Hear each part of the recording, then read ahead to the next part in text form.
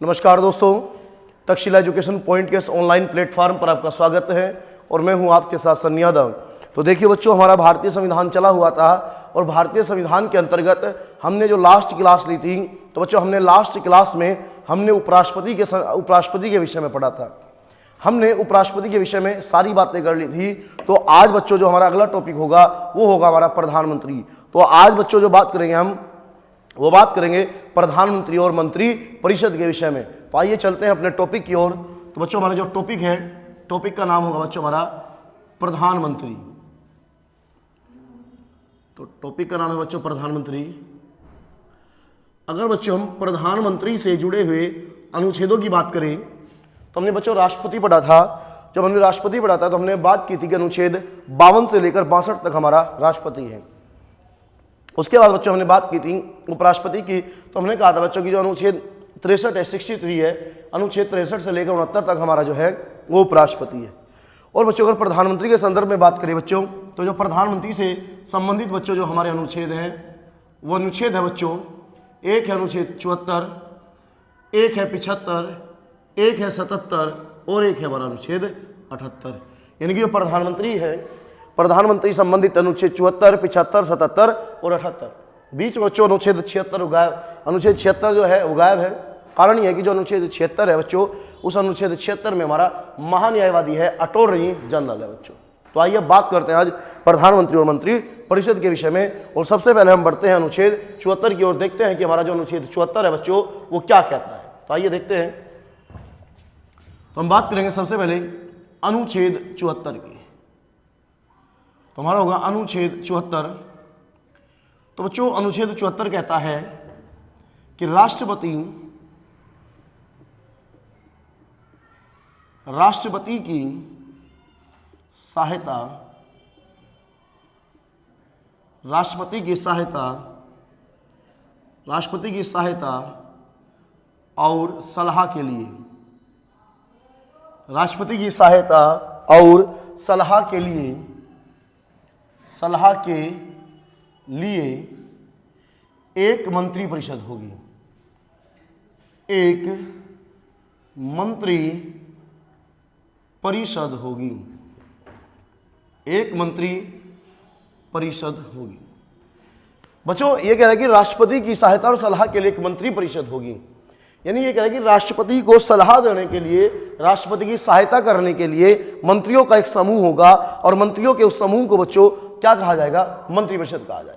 ठीक है, तो राष्ट्रपति की सहायता और सलाह के लिए एक मंत्री परिषद होगी जिसका प्रधानमंत्री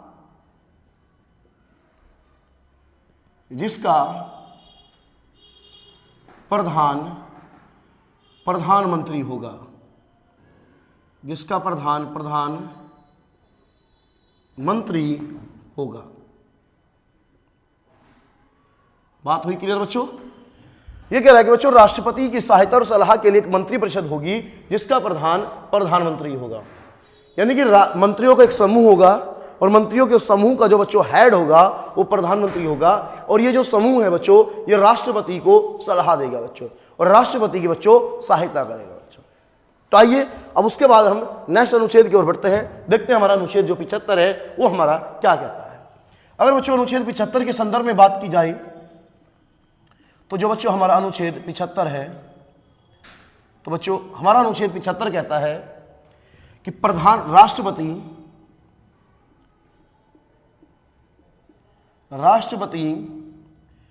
प्रधानमंत्री की नियुक्ति करेगा,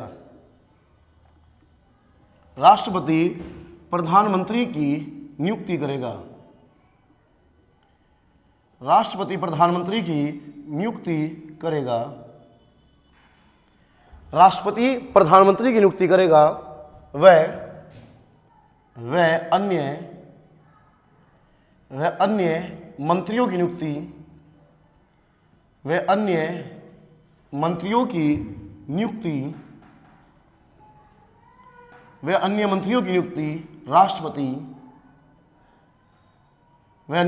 की राष्ट्रपति प्रधानमंत्री की सलाह से करेगा।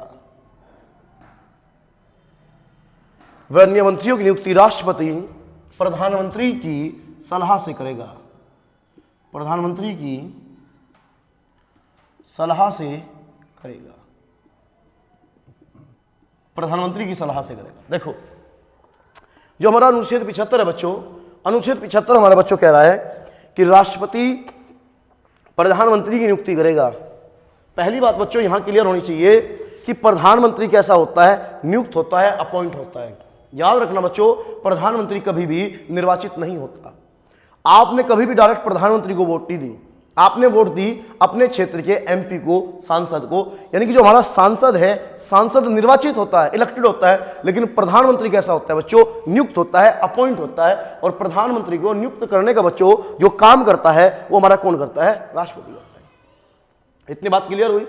उसके बाद ये कह रहा है कि राष्ट्रपति प्रधानमंत्री की नियुक्ति करेगा, वे अन्य मंत्रियों की नियुक्ति राष्ट्रपति प्रधानमंत्री की सलाह से करेगा। ये कह रहा है कि जो और अदर मंत्री होंगे, जो अदर मिनिस्टर्स होंगे, उनकी नियुक्ति भी प्रधानमंत्री करेगा, लेकिन किसकी सलाह से, किसकी सलाह से, अन्य मंत्रियों की नियुक्ति राष्ट्रपति प्रधानमंत्री की सलाह से करेगा।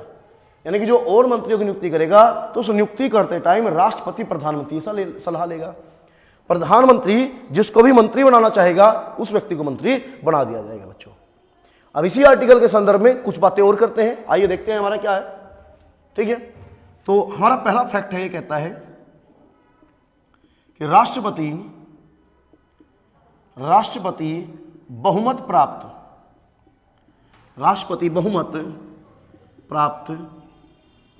दल के नेता को, राष्ट्रपति बहुमत प्राप्त दल के नेता को ही प्रधानमंत्री के रूप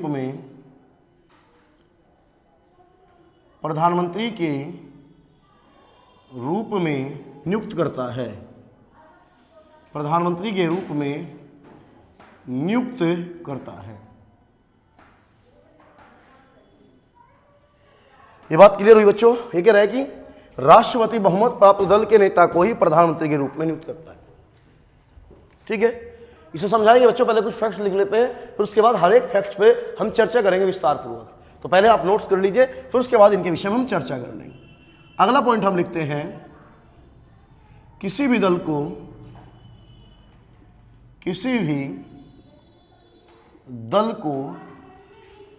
स्पष्ट बहुमत प्राप्त न होने की दशा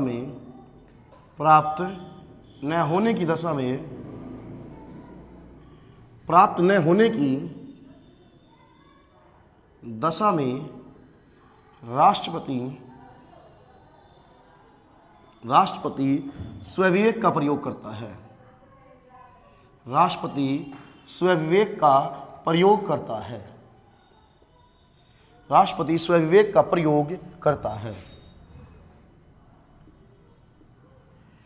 राष्ट्रपति स्वविवेक का प्रयोग करता है। ठीक है बच्चों, नेक्स्ट पॉइंट लिखेंगे, प्रधानमंत्री।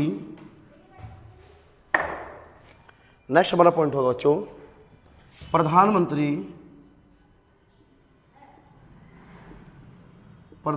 बनने के लिए संसद का सदस्य होना अनिवार्य है। संसद का सदस्य होना अनिवार्य है। संसद का सदस्य होना अनिवार्य है। ठीक है, उसके बाद बच्चों हम अगर नेक्स्ट फैक्ट की बात करें तो हम अगले तथ्य की ओर बढ़ते हैं। अगला हमारा तथ्य कहता है, यदि कोई व्यक्ति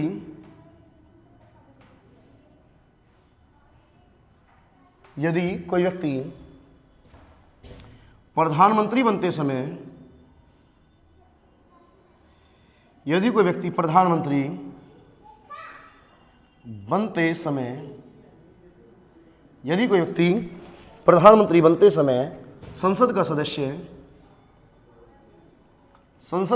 नहीं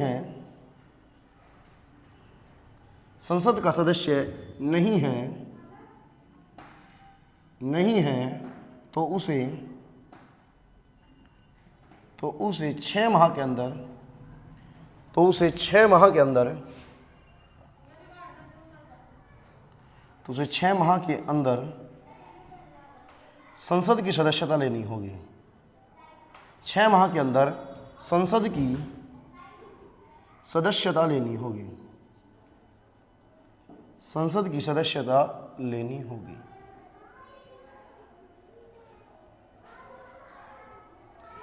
ये बात क्लियर हुई बच्चों? ठीक है, आइए अब हर एक बिंदु को हम विस्तार पूर्वक चर्चा करते हैं उस पर।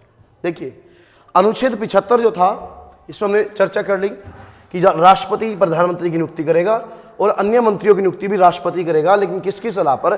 प्रधानमंत्री की सलाह पर। अब हमने कहा कि प्रधानमंत्री को नियुक्त कर रहा है, नियुक्त कौन कर रहा है? राष्ट्रपति। तो भैया राष्ट्रपति क्यों नियुक्त करेगा? उसका कारण क्या है कि राष्ट्रपति, तो ऐसा थोड़ा कि राष्ट्रपति मुझे नियुक्त कर देगा, आपको नियुक्त कर देगा, तो उसका कुछ ना कुछ तो क्या होना चाहिए, कारण तो होना चाहिए ना। तो आइए अब देखते हैं मैटर क्या है। ये कह रहा है राष्ट्रपति बहुमत प्राप्त दल के नेता को ही प्रधानमंत्री के रूप में नियुक्त करता है। बच्चों देखिए बच्चों, हमारी संसद है और हमारी संसद के 2 सदन हैं। हमारी संसद के 2 सदन हैं, एक है बच्चों हमारा लोकसभा और एक है बच्चों हमारा राज्यसभा। संसद के 2 सदन हैं, एक है लोकसभा और एक है हमारा राज्यसभा। अगर हमें सरकार बनानी है, अगर हमें सेंटर में सरकार बनानी है, तो हमारे पास बच्चों बहुमत होना चाहिए लोकसभा में। राज्यसभा से हमें कोई मतलब नहीं है, हमारे पास जो बहुमत होना चाहिए वो बहुमत कहाँ होना चाहिए बच्चों? लोकसभा में होना चाहिए। तो लोकसभा में बच्चों आज जो सदस्यों की संख्या है वो है बच्चों 543। और अगर हमें सरकार बनानी है अपनी सेंट्रल गवर्नमेंट में, तो 543/2 + 1, इस जो भी आएगा हमारा 272-73 के समथिंग आएगा, उतने हमें एमपी चाहिए सरकार बनाने के लिए। जिस भी पार्टी के पास इतने एमपी होंगे, प्रधानमंत्री उसी के नेता को जो है राष्ट्रपति उसी दल के नेता को प्रधानमंत्री के तौर पर नियुक्त कर देगा। जैसे 2019 की बात करें तो 2019 में बीजेपी के पास लोकसभा में 300+ सीटें थी। जब 300+ सीटें थी तो जो नरेंद्र मोदी है, नरेंद्र मोदी को प्रधानमंत्री के रूप में क्या कर दिया बच्चों? नियुक्त कर दिया गया। इसी के साथ अगर हम अगले फैक्ट्स की बात करें बच्चों, अगला फैक्ट हमने लिखवाया है कि किसी भी दल को स्पष्ट बहुमत प्राप्त न होने की दशा में राष्ट्रपति स्वविवेक का प्रयोग करता है। मान लीजिए बच्चों 2024 में हमारे चुनाव होंगे लोकसभा के, और जब 2024 में लोकसभा के चुनाव हुए तो मान लीजिए 2024 के चुनाव में कांग्रेस एक बड़ी पार्टी के रूप में उभर कर आती है। तो फॉर एग्जाम्पल हमने मान लिया कि कांग्रेस को 150 सीटें प्राप्त हुई, भाजपा को 100 सीटें प्राप्त हुई, और इसी प्रकार घटते क्रम में जो अन्य दल है उन्हें भी सीटें प्राप्त हुई। तो राष्ट्रपति, अब बहुमत तो किसी के पास नहीं है, तो अब राष्ट्रपति बच्चों क्या करेगा? जो सबसे बड़ा दल है उसके नेता को आमंत्रित करेगा सरकार बनाने के लिए। यानी कि सबसे पहले जो ऑफर दिया जाएगा वो कांग्रेस को दिया जाएगा। कांग्रेस से कहा जाएगा भाई आप सरकार बना लो, आप बहुमत साबित कर दो, लेकिन कांग्रेस के पास कितनी सीट है? 150 सीट है। तो उससे कहा जाएगा कि आप अन्य पार्टियों से गठबंधन कर लो। अब कांग्रेस, अगर कांग्रेस का गठबंधन सफल हो जाता है, अन्य दल जो है उससे सहमत हो जाते हैं गठबंधन करने के लिए, और वो 272-73 का आंकड़ा हासिल कर लेती है, तो सरकार कांग्रेस की बन जाएगी। अगर वो ये आंकड़ा नहीं हासिल कर पाती है तो उसके बाद राष्ट्रपति दूसरे दल को मौका देगा, दूसरा दल भी नहीं कर पाता तो तीसरे दल को मौका देगा। राष्ट्रपति कम से कम 3 मौके देगा, कम से कम 3 मौकों पर विचार करेगा राष्ट्रपति सरकार बनाने के लिए। तो यानी कि यहां पे राष्ट्रपति किसका प्रयोग कर रहा है? अपने स्वविवेक का प्रयोग कर रहा है आपका। ठीक है, वही बात हमने यहां लिखवाई है। उसके बाद है प्रधानमंत्री बनने के लिए संसद का सदस्य होना अनिवार्य है। भाई जिस व्यक्ति को हम प्रधानमंत्री बनाने वाले हैं उसे संसद का सदस्य होना चाहिए। संसद से मतलब क्या है हमारा? लोकसभा, राज्यसभा।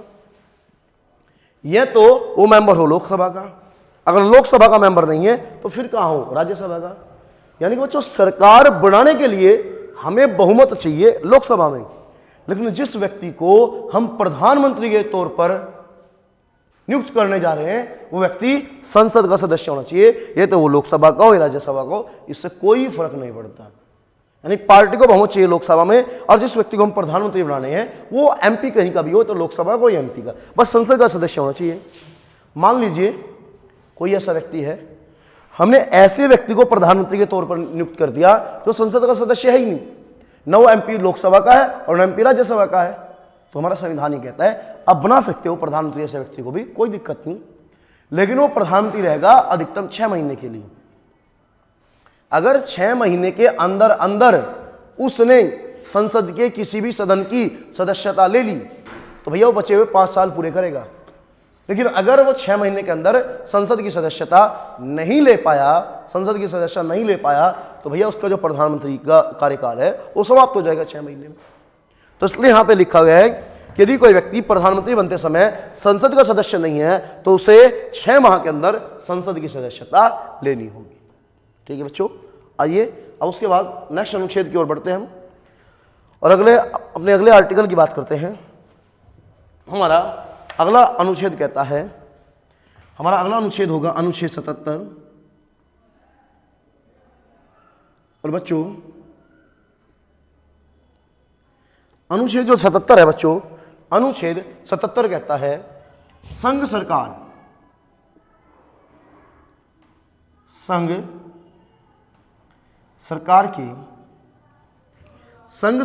के सभी कार्य राष्ट्रपति के नाम से किए जाएंगे। संघ सरकार के सभी कार्य राष्ट्रपति के नाम से किए जाएंगे।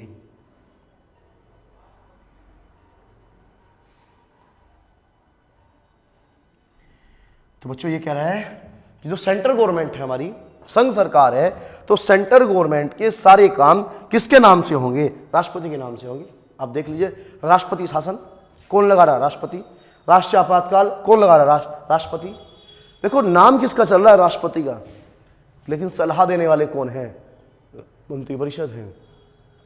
भारत में जो राष्ट्रपति है उसके पास केवल नाम मात्र की शक्ति है, जबकि भारत में बच्चों जो वास्तविक शक्ति है वो प्रधानमंत्री और मंत्री परिषद के हाथ में है। इसी वजह से भारत का जो राष्ट्रपति है उसकी तुलना बच्चों रबर स्टाम्प से भी की जाती है। कुछ लोग भारत के राष्ट्रपति को रबर स्टाम्प के समान मानते हैं। रबर स्टाम्प है, जहां पे आप चाहो वहां पे यूज कर। ठीक है बच्चों, उसके बाद हम बढ़ते हैं बच्चों अनुच्छेद 78 की ओर। अनुच्छेद 78 की ओर अगर बच्चों हम अनुच्छेद 78 की बात करें तो अनुच्छेद 78 में बच्चों प्रधानमंत्री का कर्तव्य है। इसमें बताया गया है बच्चों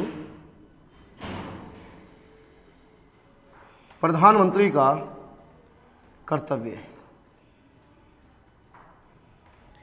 कर्तव्य लिख दीजिए, दायित्व लिख दीजिए। अनुच्छेद 78 जो है बच्चों ये बात करता है प्रधानमंत्री के कर्तव्य के विषय में। अब प्रधानमंत्री का कर्तव्य क्या है बच्चों? प्रधानमंत्री का कर्तव्य के विषय में बात की जाए तो यदि भारत का जो राष्ट्रपति है अगर वो देश के प्रशासन से जुड़ी हुई कोई भी जानकारी प्रधानमंत्री से मांगता है तो प्रधानमंत्री का दायित्व होगा, कर्तव्य होगा कि वो उसे वो जानकारी उपलब्ध कराए। बस यही दायित्व है प्रधानमंत्री का बच्चों। तो यानी कि हमने प्रधानमंत्री से जुड़े हुए 4 आर्टिकल्स पढ़ लिए बच्चों, और प्रधानमंत्री से जुड़े हुए ये 4 ही आर्टिकल हैं। अनुच्छेद 74 है हमारा, 75 है हमारा, अनुच्छेद 77 है और हमारा अनुच्छेद 78 है बच्चों। 74 कहता है कि राष्ट्रपति की सहायता और सलाह के लिए मंत्रिपरिषद होगी जिसका प्रधान प्रधानमंत्री होगा। इसी प्रकार 75 ये बात करता है, 77 ये कहता है हमारा, और अनुच्छेद 78 ये कहता है। अगर 76 की बात करें बच्चों तो अनुच्छेद 76 में हमारा क्या है? महान्यायवादी है, अटॉर्नी जनरल है बच्चों। ठीक है, चलो बच्चों और उसके बाद आगे बढ़ते हैं। अब इसका स्क्रीनशॉट ले ले, उसके बाद फिर अगली स्लाइड पर चलते हैं और वहाँ पर चर्चा करते हैं। ठीक है, तो इसे हम रफ कर रहे हैं।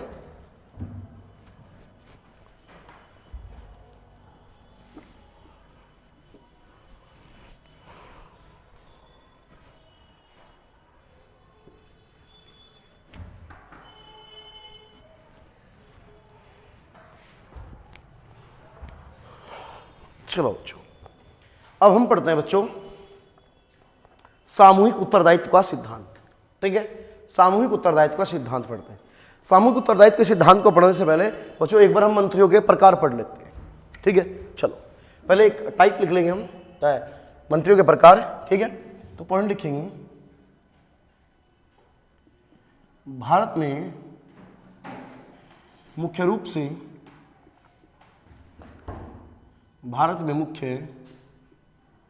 रूप से 3 प्रकार के मंत्री होते हैं। 3 प्रकार के मंत्री होते हैं। 3 प्रकार के मंत्री होते हैं। देखिए बच्चों, जो हमारे मंत्री पाए जाते हैं बच्चों, मंत्री 3 प्रकार के होते हैं। अब कौन कौन से होते हैं बच्चों? तो हमारे फर्स्ट टाइप के जो मंत्री होते हैं बच्चों उन्हें हम बोलते हैं कैबिनेट मंत्री। कैबिनेट मंत्री। और बच्चों खुद प्रधानमंत्री किसका हिस्सा होता है? कैबिनेट मंत्री। प्रधानमंत्री खुद एक क्या है बच्चों? कैबिनेट मंत्री है। उसके बाद बच्चों कैबिनेट मंत्री की सहायता के लिए होते हैं बच्चों राज्य मंत्री। राज्य मंत्री। और राज्य मंत्री का एक टाइप होता है राज्य मंत्री। राज्य मंत्री स्वतंत्र प्रभार। स्वतंत्र प्रभार। अभी हम इसको समझेंगे क्या टाइप है। और उसके बाद बच्चों अगर बात करें तो हमारे तीसरा है प्रकार उप मंत्री। फिलहाल वर्तमान सरकार में कोई भी उप मंत्री नहीं है। तो आइए देखते हैं। देखो बच्चों, प्रधानमंत्री खुद एक कैसा मंत्री है? कैबिनेट मंत्री है। इन कैबिनेट मंत्रियों की सहायता के लिए बनाए जाते हैं बच्चों राज्य मंत्री। और राज्य मंत्रियों की सहायता के लिए होते हैं बच्चों मंत्री। और राज्य मंत्री के ही दो टाइप होते हैं, एक होता है राज्य मंत्री और एक होता है बच्चों राज्य मंत्री स्वतंत्र प्रभार। अगर बच्चों हम राज्य मंत्री स्वतंत्र प्रभार की बात करें कि ये स्वतंत्र प्रभार क्या चीज है, देखो अगर कोई राज्य मंत्री है तो मदद के लिए होगा कैबिनेट मंत्री की, लेकिन अगर कोई राज्य मंत्री स्वतंत्र प्रभार है बच्चों तो इसका मतलब उसके पास खुद का अपना मंत्रालय है, वो किसी की मदद नहीं करेगा, वो कैबिनेट मंत्री की तरह स्वतंत्र रूप से अपने फैसले लेने के लिए स्वतंत्र होगा। तो कितने प्रकार के मंत्री हैं? तीन, कैबिनेट, राज्य उप, और पीएम लिखा मैंने, प्रधानमंत्री खुद कैबिनेट का हिस्सा है। ठीक है बच्चों। उसके बाद अगर हम बात करें बच्चों, जो प्रधानमंत्री है और जो कैबिनेट मंत्री है इन्हें हम एक टर्म का यूज करते हैं और वो टर्म है हमारा मंत्रिमंडल। वो टर्म है बच्चों हमारी मंत्रिमंडल।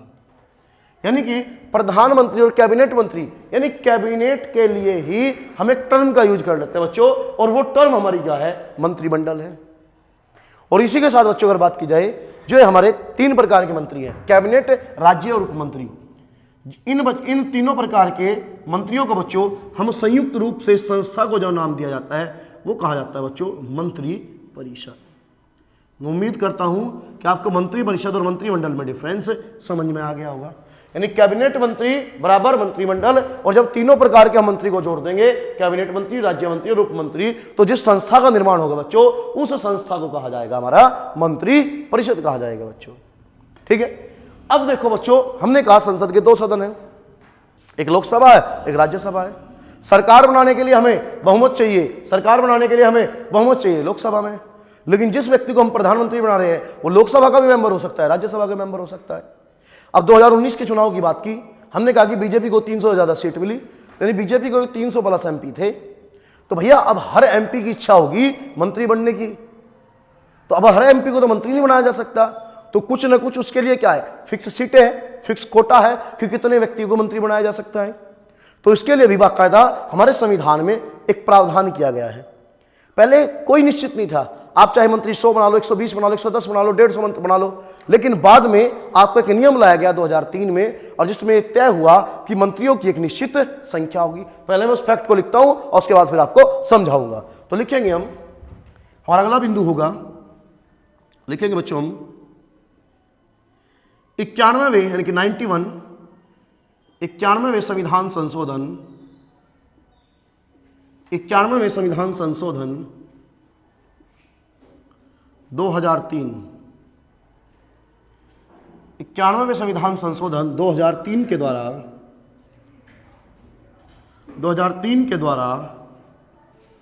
यह प्रावधान किया गया 91वें संविधान संशोधन 2003 के द्वारा यह 91वें संविधान संशोधन 2003 के द्वारा यह प्रावधान किया गया कि लोकसभा की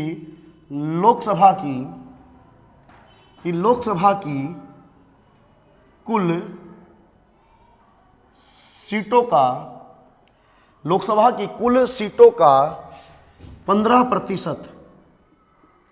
15% को ही मंत्री बनाया जा सकता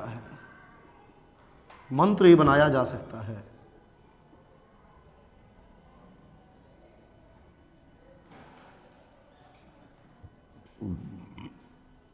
देखिए बच्चों, यह कह रहा है कि 91वें संविधान संशोधन 2003 के द्वारा यह प्रावधान किया गया कि लोकसभा की कुल सीटों का 15% को ही मंत्री बनाया जा सकता है। यानी कि जो टोटल मंत्री बनेंगे ना बच्चों, वो लोकसभा में आज हमारी कितनी सीट है 543, तो इस 543 का आप 15% निकाल लो, इतने व्यक्ति को मंत्री बनाया जा सकता है। और इंक्लूड प्रधानमंत्री भी इसी 15% के अंदर इंक्लूड है। दूसरी बात बच्चों की अगर की जाए तो मंत्री तो चाहे हम राज्यसभा से बना लो, उससे कोई दिक्कत नहीं है। हमें कुछ मंत्री हमारे लोकसभा से होंगे, कुछ मंत्री राज्यसभा से होंगे, लेकिन इसके 15% जो भी संख्या निकल के आ रही उससे ज्यादा हम मंत्री नहीं बना सकते, जबकि 2003 से पहले ऐसा कोई प्रावधान नहीं था बच्चों। ठीक है, इतनी चीज क्लियर हुई। आओ अब पढ़ते हम सामूहिक उत्तरदायित्व का सिद्धांत। अब पढ़ेंगे हम सामूहिक उत्तरदायित्व का सिद्धांत और बात करेंगे कि सामूहिक उत्तरदायित्व का सिद्धांत क्या कहता है। तो हेडिंग डाल लेंगे हम बच्चों, यहीं पे डाल लेंगे सामूहिक उत्तरदायित्व का सिद्धांत। सामूहिक उत्तरदायित्व का सिद्धांत हमारे संविधान का एक अनुच्छेद है, और बच्चों अनुच्छेद है 75 का 3।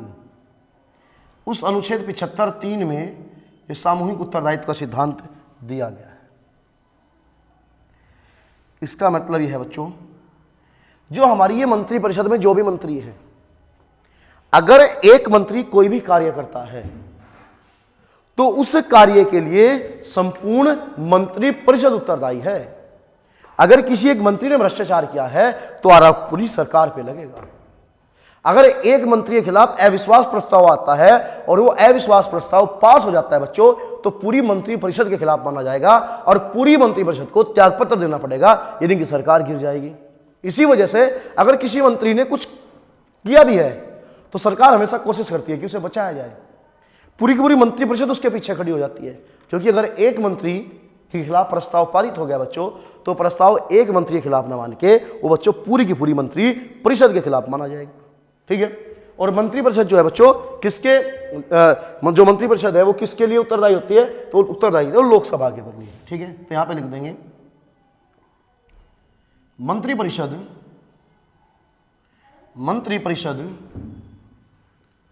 लोकसभा के प्रति सामूहिक रूप से उत्तरदायी होती है। सामूहिक रूप से उत्तरदायी होती है। सामूहिक रूप से उत्तरदायी होती है।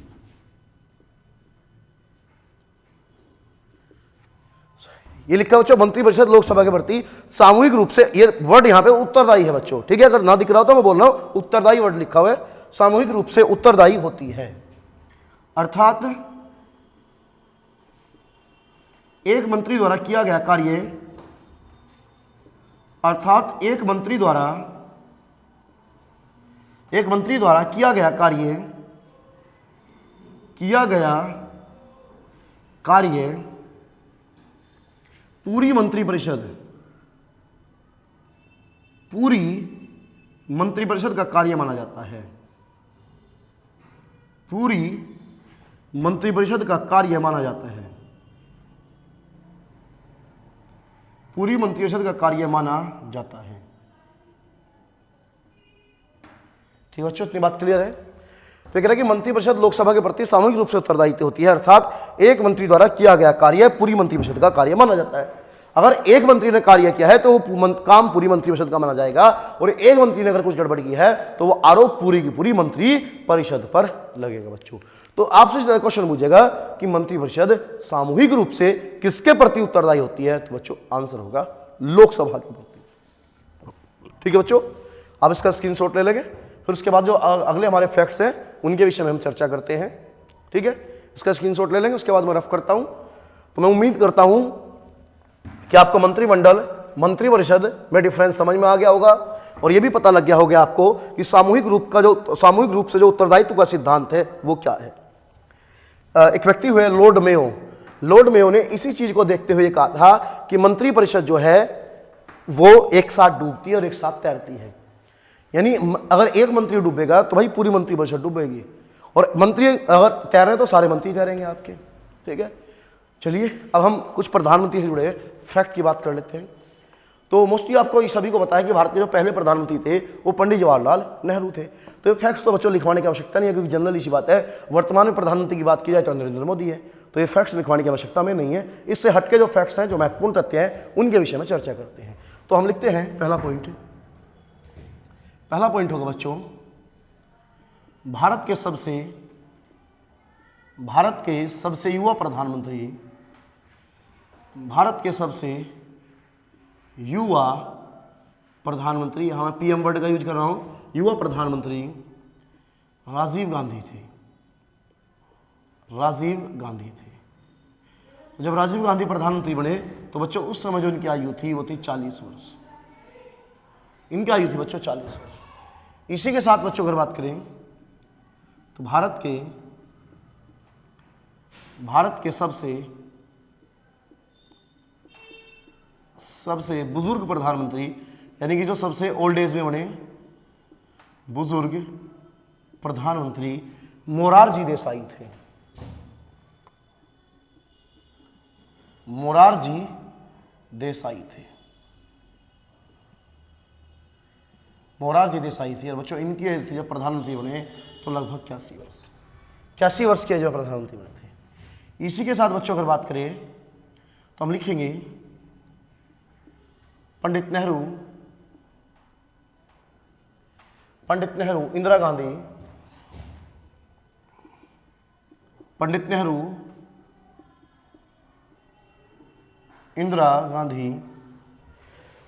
नेहरू, इंदिरा गांधी व लाल बहादुर शास्त्री,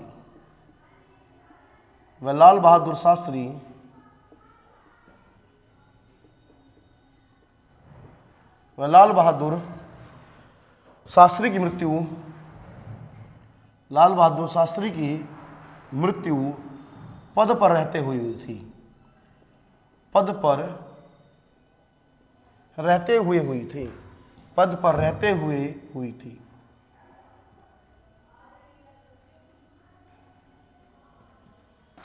ठीक है बच्चों, इतनी चीज क्लियर हुई कि पंडित नेहरू, इंदिरा गांधी और लाल बहादुर शास्त्री की मृत्यु पद पर रहते हुई थी। इसी के साथ बच्चों अगर बात करें हम, जो लाल बहादुर शास्त्री है इनकी मृत्यु विदेश में हुई थी, भारत में नहीं हुई थी। और इनकी मृत्यु जो हुई थी देश से बाहर हुई थी, तो विदेश में हुई थी। और इनकी मृत्यु जो हुई थी बच्चों कहाँ हुई थी? ताशकंद हुई थी। ताशकंद नाम का एक शहर था, वहाँ पे हुई थी। इनके ऊपर एक फिल्म भी बनी थी, इसका नाम था ताशकंद फाइल। और जो ताशकंद था उस समय बच्चों सोवियत संघ का हिस्सा था, यूएसएसआर का हिस्सा था। तो इनकी मृत्यु जो हुई थी बच्चों वहीं पर हुई थी। ठीक है बच्चों, अगले अगर फैक्ट की बात करें तो अगला फैक्ट होगा हमारा, सबसे लंबे समय तक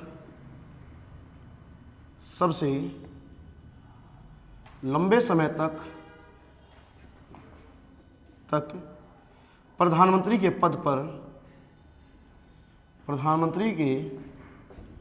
पद पर पंडित नेहरू रहे थे। ये रहे थे बच्चों लगभग 17 वर्ष। लगभग 17 साल तक ये प्रधानमंत्री के पद पर रहे। नेक्स्ट पॉइंट लिख लेंगे, सबसे छोटा कार्यकाल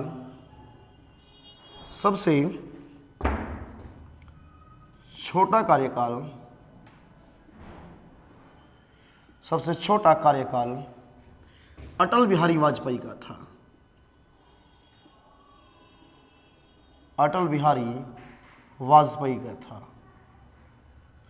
सबसे छोटा कार्यकाल अटल बिहारी वाजपेयी का था।